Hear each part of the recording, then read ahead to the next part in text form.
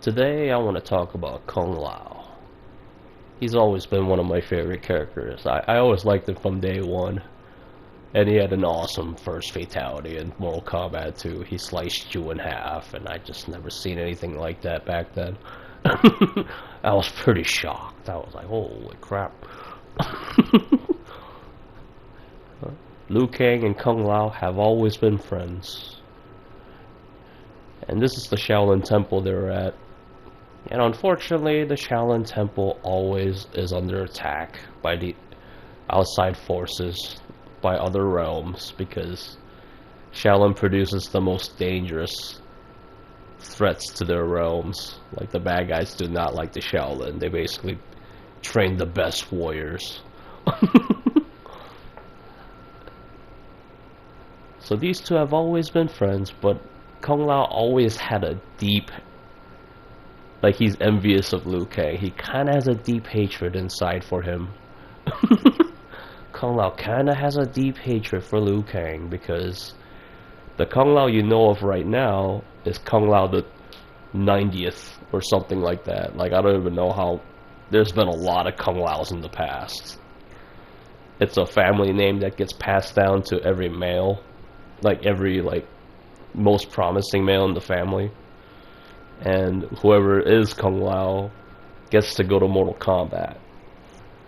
And I'm sure a lot of you know the story, but like, you gotta win 10 Mortal Kombat tournaments consecutively in order to get what you want. Like, Mortal Kombat is basically a war. Like, that's how they decide. Like Shao Kahn wanted to invade Earth, but that would just cost so many lives. So the elder guys were like, how about we hold a tournament and the best warriors from both realms fight each other every generation, and whoever comes out the best, like, basically it was a deal they made with Shao Kahn. It's like, but you gotta win 10 tournaments in a row, and then you can do whatever the hell you feel like. And Shao Kahn won. Shao Kahn's warriors. Shao Kahn never fought himself. He just sent his best warriors. And like, Shao Kahn won 9 of the tournaments. Then on the very last one, Liu Kang was chosen instead of Kung Lao like usual. So for 9 generations, the Kung Lao men have been fighting in Mortal Kombat. They were the best the Earth had to offer. And when the 10th one came around, Liu Kang got chosen instead, and Kung Lao was totally expecting to be chosen. And this kind of pissed him off. He's like, what? That's basically like, that's my birthright to go to Mortal Kombat. What the fuck, man? And he trained his whole life for it. So he was very, very, very disappointed. And the deal of Mortal Kombat 11, whoever is the victor of Mortal Kombat 11 basically gets to choose what the future will be. They get to shape history however they see fit. And Kung Lao hates Liu Kang so much, he made sure in the new history he became the champion, and Liu Kang was just some forgotten guy. And like, and in this game, story mode, like, Kung Lao fights Liu Kang a lot. He's like one of the last guys Liu Kang had to face before Liu Kang faced the main bad guy. And is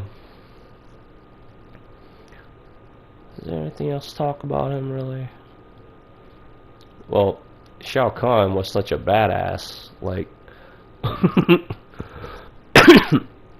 Shao Kahn was so bitter about losing Mortal Kombat 1, so he basically invited Earthrealm people, Earthrealm's best warriors, to come and fight him in Mortal Kombat 2 at his own realm in Outworld. It's like, the next tournament will be here, and they forced their hand.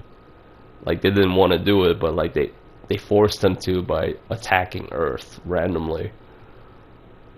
And like, Basically, Shao Kahn was such a badass that Liu Kang and Kung Lao had to fight him at the same time to take him down.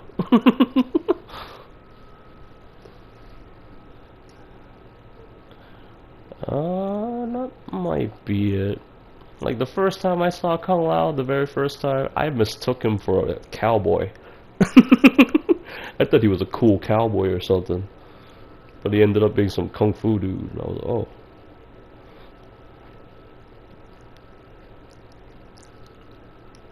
That might be it. I think that's it. I think that's all there is to talk about Kung Lao.